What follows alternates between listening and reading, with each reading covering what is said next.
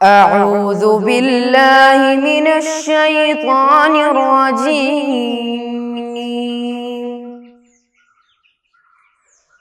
بسم الله الرحمن الرحيم.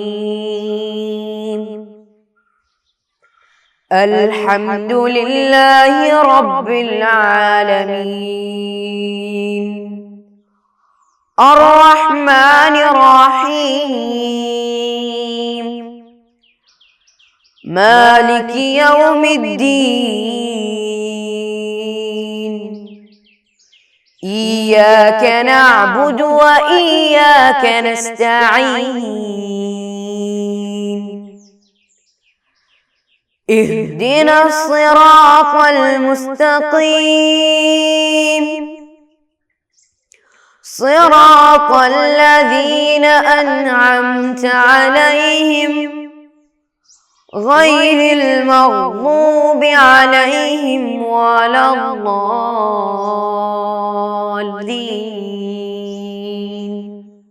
آمين.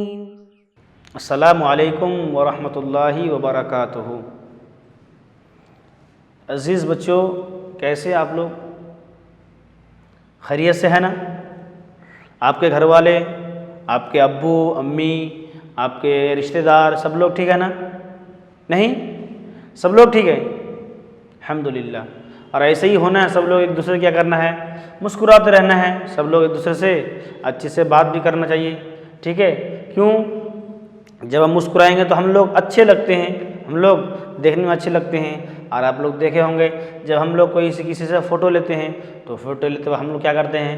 ہم لوگ مسکراتے ہیں. کیوں؟ تاکہ ہمارا فوٹو اچھا آنے کے لیے. تو جو ہمارے ایک لمحے کے لیے ہماری فوٹو اچھی آ سکتی ہے تو ہمارے ہمیشہ مسکرانے سے ہماری زندگی بھی اچھی بن سکتی ہے. ٹھیک ہے؟ تو ہم لوگ ہمیشہ مسکرانا ہے، اچھے سے رہنا چاہیے. ٹھیک ہے؟ تو بچوں، ہم لوگ پچھلے ویڈیو میں ہمارا جو سبق تھا امامت اور جماعت کے متعلق تھا، اور ہم لوگ اس کے متعلق چرچا کر رہے تھے. امامت کب ہے، جماعت کب ہے، جماعت کب چھوڑنا ہے، اور جماعت میں شامل نہیں ہونے کے اعذار کیا کیا ہیں، یعنی کب ایسی حالت جس میں ہم جماعت کو چھوڑ سکتے ہیں. ہم لوگ اس سے پہلے والے ویڈیو میں ہم لوگ پڑھے تھے. ٹھیک ہے؟ اور امامت کا سب سے زیادہ حقدار کون ہے، ہم لوگ یہ سب کے متعلق پڑھ رہے تھے. آج ہم لوگ پڑھیں گے کیا؟ آج ہمارا جو فورتھ جو پارٹ ہے اس کو کیا کریں گے؟ ہم پڑھیں گے کہ کن کن لوگوں کو امام بنانا مکروہ ہے، کن کن لوگوں کو امام نہیں بنا سکتے ہیں. اس سے پہلے دیکھیے، ہم لوگ اس سے پہلے بولے تھے کہ امامت میں سب سے زیادہ حقدار کون ہے. سب سے پہلے کیا ہے؟ جو تجوید کے بارے میں جانتا ہو، اس کے بعد جو کیا ہو، جو سب سے زیادہ عالم ہو، جو سب سے عمر دراز والا ہو. اس طریقے سے ہم لوگ پڑھے تھے. پھر اس کے بعد دیکھیے اس کا جو ان شارٹ دیا ہے، اگر سب لوگ علم و قرات میں برابر ہو تو سب سے زیادہ حقدار وہ شخص ہے جو پرہیزگار ہو. یعنی بہت سارے لوگ ہیں، بہت سارے لوگ جمع ہوئے ہیں، جمع ہونے کے بعد کیا ہے، بہت سارے لوگ ہیں، تو اس میں دیکھیں گے کہ یہ بھی علم میں برابر ہے، یہ بھی علم میں ہے، یہ بھی علم میں ہے، وہ بھی نوجوان ہے، وہ بھی نوجوان ہے. تو اس میں دیکھیں گے کہ سب لوگ علم میں برابر ہے، تو اس میں سب سے زیادہ عمر والا کون ہے، اس کو کیا کریں گے؟ امامت کے لیے آگے بڑھائیں گے. پھر اگر پرہیزگاری میں سب لوگ برابر ہو تو سب سے زیادہ حقدار ہوا ہے جو عمر والا ہو. دیکھیں گے اگر سب لوگ کیا ہے، علم والا بھی ہے، عمل والا بھی ہے، لیکن دیکھیں گے اس میں جو سب سے زیادہ اس کے بعد جو عمر دراز والا کون ہے، اس کو کیا کریں گے؟ آگے بڑھائیں گے. اس سے پہلے جو متقی میں جو پرہیزگار ہو، جو سب سے زیادہ تقوی والا ہو، اس کو آگے بڑھائیں گے. اگر وہ بھی نہیں ہے، اگر وہ بھی ہے تو اس میں دیکھیں گے سب لوگ اگر متقی والے ہیں، سب لوگ پرہیزگار ہیں، تو اس میں دیکھیں گے کون زیادہ کیا ہے، عمر والے ہیں، جو سب سے زیادہ عمر دراز والا ہے، اس کو کیا کریں گے؟ آگے بڑھائیں گے. ٹھیک ہے؟ پھر اس کے بعد دیکھیے کن لوگوں کو امام بنانا مکروہ ہے. امام ہم لوگ کن کو نہیں بنا سکتے ہیں، کن لوگوں کو امام بنانے سے ہم روک سکتے ہیں، ایسے لوگوں کو ہم کیا کریں گے؟ آج بیان کریں گے. اس میں دیکھیے فاسق معلن یعنی جن کا مطلب فسق کیا ہو گیا، بہت زیادہ کیا ہو گیا، ظاہر ہو گیا ہو، جن کے بارے میں معلوم چل گیا ہو کہ یہ فسق کرتا ہے، یہ فسق بہت زیادہ کیا ہے، اس پر کھلے عام وہ کیا کرتا ہے، فسق کے کام کو کرتا ہے، گناہ کا کام کو کرتا ہے، ایسے کو فاسق معلن کہا جاتا ہے. ایسے لوگوں کو امام بنانا مکروہ ہے. پھر شرابی جو شراب پیتا ہے، ٹھیک ہے، جو لوگ شراب پیتے ہیں، ادھر ادھر کی اور بیوڑے لوگوں کی طرح باتیں کرتے رہتے ہیں، ایسے لوگوں کو امام بنانا بھی مکروہ ہے۔ پھر جواری کھیلنا، جو جواری کھیلتا ہے، جو لوگ تاش کچھ بھی ہو، جو نشے والی چیزوں کا کام کرتا ہو، ایسے لوگوں کو امام بنانا بھی مکروہ ہے۔ پھر اسے سود خور، جو دوسرے کو سود کھاتا ہو۔ کچھ لوگ کیا کرتے ہیں کہ کچھ لوگ اتنے لوگوں کو اتنا پیسہ دیا، مثال کے طور پر 1000 دیا، تو بولے اگر میں تم کو کیا کروں گا، ابھی 1000 دیتا ہوں لیکن کچھ دنوں کے بعد میں 2000 لوں گا یا 5000 لوں گا، تو ایسے اللہ کو سود خوروں والے ہیں، ایسے لوگ کو امام بنانا مکروہ ہے۔ اور کچھ لوگ کیا کرتے ہیں کہ ایک سامان کو اتنے میں لیتے ہیں اور اس کو دوسروں کے نام پر اور دوسرے کے سود کے نام پر اس کو زیادہ میں بیچتے ہیں، ایسی چیزیں بھی کیا ہے، ایسے لوگوں کو بھی امام بنانا کیا ہے، مکروہ ہے۔ پھر داڑھی منڈانے والے جو لوگ کیا کرتے ہیں، مکمل طور پر جو داڑھی کو چھیل دیتے ہیں، داڑھی کو تراش دیتے ہیں، ٹھیک ہے، ایسے لوگوں کو امام بنانا بھی مکروہ ہے۔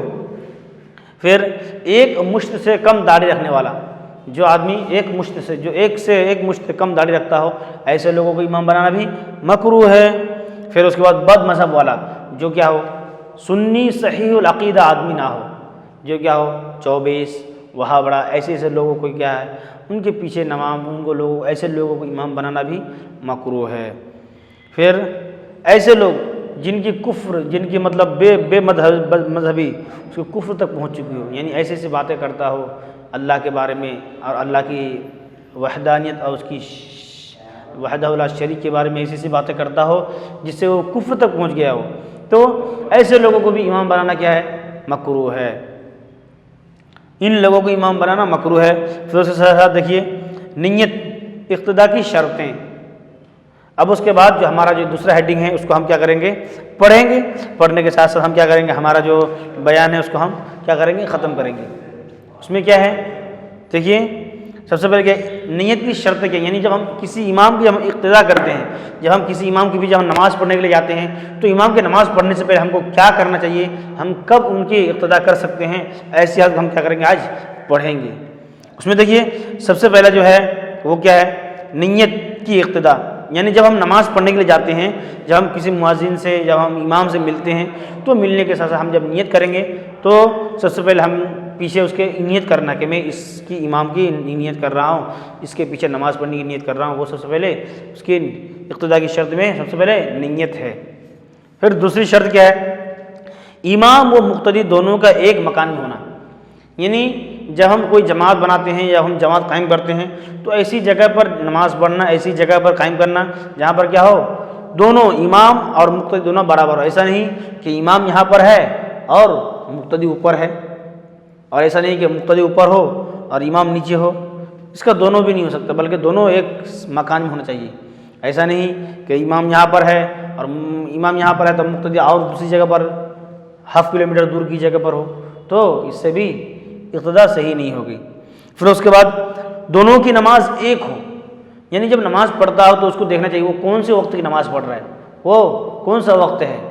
جب امام نماز پڑھاتا ہے تو مثال کے طور پر اگر ظہر کی نماز پڑھا رہا ہے تو ظہر کی نماز پڑھانے کے لیے وہ جو نیت کر رہا ہے اس کے پیچھے اس کو کیا کرنا پڑے گا، اس کے پیچھے وہ نماز کی نیت کرنا پڑے گا، ظہر کی نماز کی نیت کرنا پڑے گا، اس کو سوچنا پڑے گا یہ ظہر کی نماز ہے۔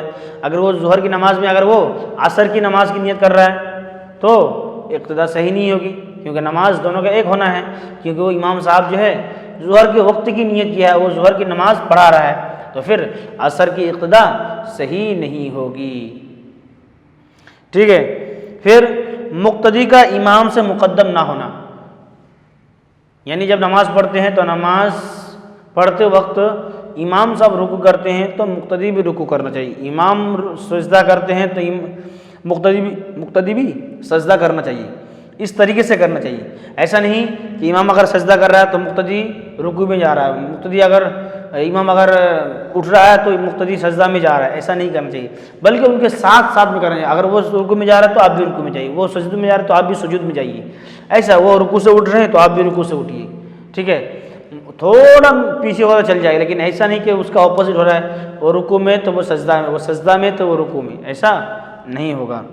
پھر امام کے انتقالات کا علم ہونا، جب کوئی امام نماز پڑھاتا ہے تو نماز پڑھاتے وہ کیا کرنا، اس کو وہ پورے کے پورے اس کے جو یہ ہے اس کو معلوم ہونا چاہیے کہ امام ابھی رکوع کر رہا ہے، ابھی سجدہ کر رہا ہے، ابھی امام اٹھ رہا ہے امام رکوع سے، ابھی امام سجدے سے اٹھ رہے ہیں، یہ سب ساری چیزیں کیا کرنا اس کو معلوم ہونا ہے۔ اگر معلوم نہیں امام رکوع کر رہا ہے اور وہ ایسے ہی کھڑا ہے، یا امام سجدہ کر رہا ہے اور رکوع کر رہا ہے، تو اس میں اس کی اقتدا صحیح نہیں ہوگی. کیوں؟ اس کے انتقالات، اس کے جو حرکات ہے، سکانات ہے، وہ کیا کرنا، معلوم ہونا ہے. معلوم نہیں تو پھر اقتدا صحیح نہیں ہوگی. پھر امام کا مقیم یا مسافر ہونا معلوم ہونا. اگر کوئی امام نماز پڑھاتا ہے تو نماز پڑھاتے وقت ہم جب اقتدا کرتے ہیں تو معلوم ہونا چاہیے اس کے بارے میں کہ وہ مقیم ہے یا پھر مسافر ہے. ایسا تو نہیں کہ کہیں سے آیا ہو، یا پھر ایسا نہیں کہ کبھی کبھی کیا ہوتا ہے کہیں سے ہم کہیں جاتے رہتے ہیں تو جانے کے درمیان میں کوئی آدمی نماز پڑھتا ہے، ہم اس کی بھی اقتدا کر لیے. تو اقتدا کرنے سے پہلے ہم کو سوچنا ہے کہ وہ امام جو ہے وہ خود مسافر ہے یا پھر مقیم ہے، تو وہ سوچنا ہے. ٹھیک ہے. پھر اس کے بعد ارکان کی ادا میں شریک ہونا. ارکان جو ہوتا ہے یعنی جتنے بھی ارکان ہیں، فرض ہے یعنی رکوع ہے، سجدہ ہے، قرات ہے، قضاء اخیرہ ہے، خروج بے سنئی، جتنی بھی کیا ہے فرض فرائض ہیں تمام کی اس میں کیا اس کی ادا میں کیا ہونا، شریک ہونا چاہیے. ٹھیک ہے. تمام اس میں اس کو شریک ہونا چاہیے. شریک ہونے سے کیا ہوگا، وہ اس میں اچھے سے نماز کو کیا کر سکتا ہے، اس کو پڑھ سکتا ہے اور اچھے سے اس کی نماز ہو سکتی ہے. نہیں تو پھر کیا ہوگی، صحیح سے اس کی نماز مقتدی صحیح نہیں ہوگی. پھر ارکان کی ادا میں مقتدی امام کی مثل یا کم ہو. ارکان کی ادا میں یعنی جب کوئی وہ رکن ادا کر رہا ہے، مثال کے طور پر وہ کیا فرض کے لیے کیا ہے وہ قرات کر رہا ہے، تو قرات میں اس کو شامل ہونا چاہیے. پھر وہ کیا کر رہا ہے، رکوع کر رہا ہے، تو رکوع میں کیا ہونا چاہیے، اس کو شامل ہونا چاہیے. پھر وہ سجدہ کر رہا ہے تو شامل ہونا چاہیے. اس سے کم ہو چلے گا لیکن وہ کر ہی نہیں رہا ہے یا پھر اس سے زیادہ کر رہا ہے تو یہ پھر کیا ہو جائے گا، اس میں پرابلم آ جائے گا. اس لیے کیا کرنا ہے، اس کے جو رکن ہے، اس کی جو ادا ہے، اس میں شریک ہونا چاہیے. پھر اس کے بعد دیکھیے اس میں کچھ کیا ہے، مشق ہے. مشق یعنی کچھ سوالات اور جوابات ہے. نماز با جماعت کے بارے میں حضور صلی اللہ علیہ وسلم نے کیا فرمایا، ہم نے پڑھا تھا کہ نماز کے بارے میں کیا فرمایا رسول صلی اللہ علیہ وسلم نے کہ جو شخص جماعت کے ساتھ نماز پڑھتا ہے وہ 27 نمازوں کا زیادہ دگنا ثواب پاتا ہے نا. پھر جماعت کا حکم کیا ہے، ہم نے پڑھا تھا جماعت کا حکم سنت مؤکدہ ہے. پھر امامت کی کتنی شرطیں ہیں اور کیا کیا ہیں، ہم نے پڑھا. امام ہونے کے لیے کیا ہونا چاہیے، عاقل ہونا چاہیے، بالغ ہونا چاہیے، اسلام ہونا ہے اور داڑھی نہیں منڈانا ہے، اور امام کا مسافر ہونا معلوم ہونا ہے. یہ تمام کے تمام شرط ہم لوگ پڑھے ہیں.